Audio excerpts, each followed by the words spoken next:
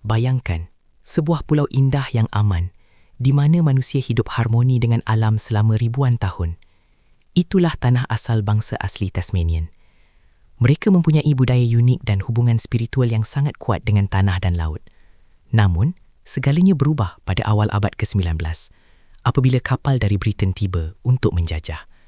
Kedatangan mereka bukan membawa kemajuan, tetapi peperangan. Black War meletus. Pertempuran tidak seimbang berlaku. Senapang Mudan melawan busur panah tradisional. Ribuan penduduk asli terkorban. Bukan itu sahaja, penjajah turut membawa penyakit asing yang memusnahkan sistem imun mereka. Populasi mula merosot dengan cepat. Tanah mereka dirampas, memaksa mereka melarikan diri ke kawasan yang sukar untuk hidup. Lebih tragis, mereka diburu seperti haiwan. Satu tragedi kemanusiaan yang sangat menyedihkan. Akhirnya, yang terselamat dipindahkan ke Pulau Flinders. Bukan sebagai perlindungan, tapi seperti penjara. Di sana, ramai mati akibat kesedihan dan kehidupan yang daif.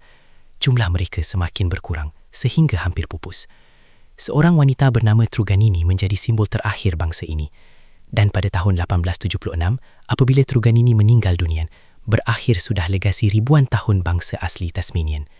Kisah ini bukan sekadar sejarah, tapi peringatan tentang betapa kejamnya penjajahan dan betapa pentingnya kita menjaga warisan setiap bangsa di dunia.